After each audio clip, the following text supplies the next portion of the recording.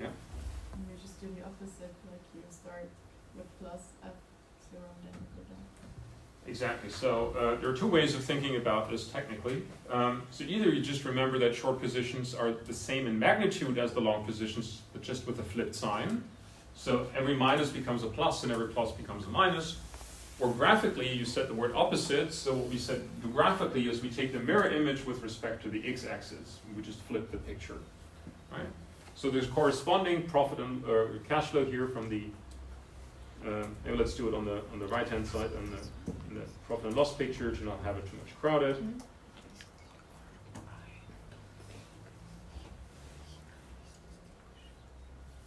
So that would be the profit and loss from the long position. And then short positions are really just mirror images of that.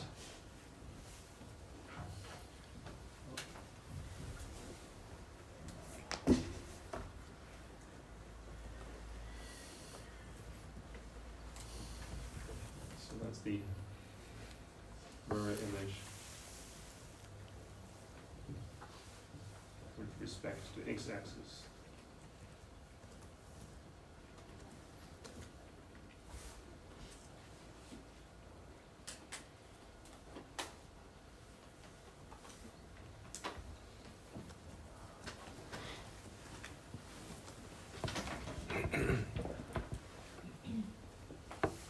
So finally, I can also give you a formula for these lines here. I mean, we have derived it on the previous picture in the table already.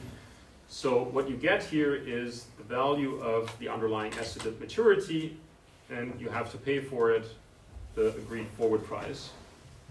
Or more generally speaking, that's F little t on the same maturity date.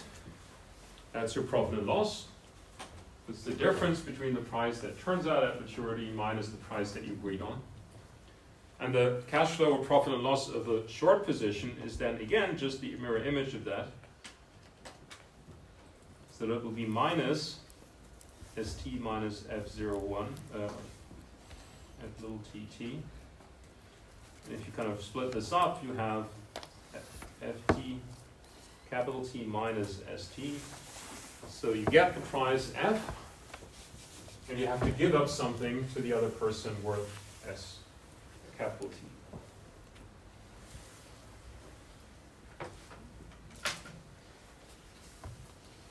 Yeah, the only thing that's missing is the physical cash flow of the short position. That's really just the flat line up here, then in the positive. So here again, the pictures are easy, but if you have a trouble to memorize all the different pictures for long and short positions, specifically for the options, when there are like these kinks in the graphs, I would recommend always remember the long positions and then just keep this rule in mind that you can flip with respect to the x-axis and you will always get to the desired point in the graph. Right, that reduces kind of the amount I have to learn by 50%. Okay. So I hope that everyone has a good understanding now of how this contract works and what the cash flows are that result from this transaction. Again, this picture here tells us a lot about why these contracts are so popular among speculators. You don't have to put any capital in there, and you can generate, if you end up here, a high profit. The risk is, of course, you might have to pay the other person if you were in the lost territory. But of course, that would kind of not be your objective when you kind of enter the contract. Now, the open question that we haven't answered and haven't addressed is, how do I get to this forward price of 43.25? So, it's typically kind of very hard to guess what the replication strategy is. That's really part of the skill of an experienced trader. Like if a trader makes a proposal to her boss and say, I have this fancy new product which I want to sell, the first thing that the boss will ask her is, how can you replicate it? How can you kind of, because you don't want to take the risk of being here in either of the lost territory. If your customer wants to buy this, the banker has to offer this, right? So if the price goes up, she makes a loss. Well, she doesn't want that, right? So how can you get rid of that risk? So the answer is you replicate it. So you do a couple of transactions to get rid of the risk, right? This is sometimes called hedging in English. So what is your hedging strategy if you were here, or if you want to kind of just replicate this product? You will learn this for a couple of products here in class, but really it's kind of tough to come with this yourself. So for the first example here, I will kind of tell you, and for most of the products, we'll find a way together to derive it. So I've shown you two alternatives. So suppose you want to have the oil in 1 year. So we're replicating the long position here. So the first option that you could do is you could just purchase the forward at this price F01. At the moment, we don't know, well, we have calculated already, right? But suppose you don't know how much that is. Remember, there is no cash flow today, so we want to keep that feature as well. So what could we alternatively do? Well, I need oil, so instead of buying it in 1 year, I can buy it today. So first thing is I'm purchasing the crude oil, and suppose the current price of oil is 42.25, so it's lower than the forward price that we calculate. Now, okay, I have the oil today, but I need it in 1 year, so what do? Coming back to your point of storage and transaction costs, well, I put it in a storage facility, which is costly, right? So that's the way how I move the oil to the future.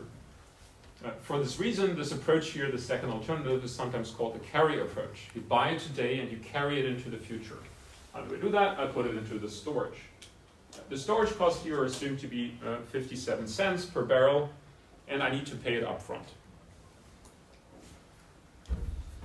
And then finally, we have this point that, of course, if I pay the price and the storage cost, I have a cash outflow today. That doesn't match our first strategy because we don't want to have any cash flow today. How do you do that? Well, you need to borrow the money, right? Because you don't want to put in your own money to be the same strategy. Right? So you borrow the total amount that you need, which is the sum of those two, and you have to pay 1% interest to the bank.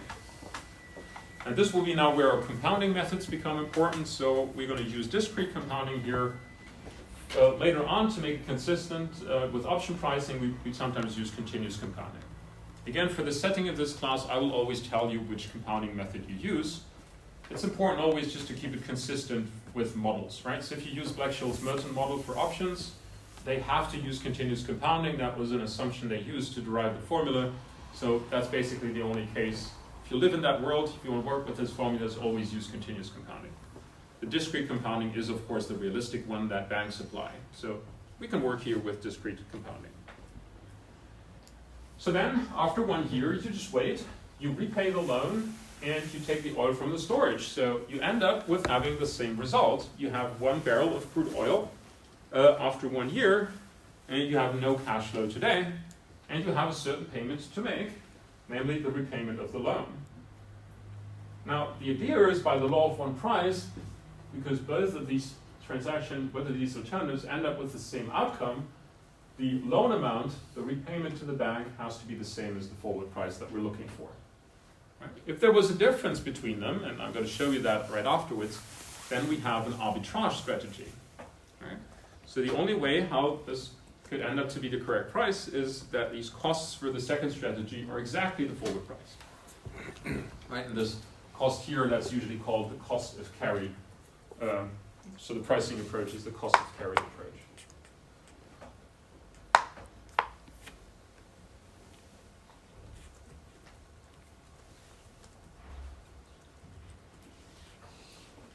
And then we said we want to use discrete compounding.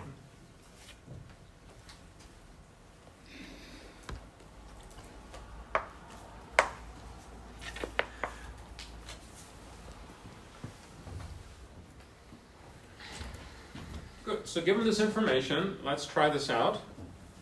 So I'll give you a couple of minutes to try it out yourself. So I have a table here, and what you write down are the cash flows from each of those transactions. All right. So determine the cash flows from the, I'll tell you what the forward position cash flows are, so to make it a bit shorter. Well, remember the cash flows are 0 here, and the cash, say it's physical delivery, then our cash flow here is minus F01 because we pretend that we don't know this yet. Right? And our objective is to determine this number. Okay, so create a table of cash flows for the second strategy. and derive, using the second strategy, the missing forward price up here. I'll give you 5 minutes to do that. It's computationally not difficult, but you just have to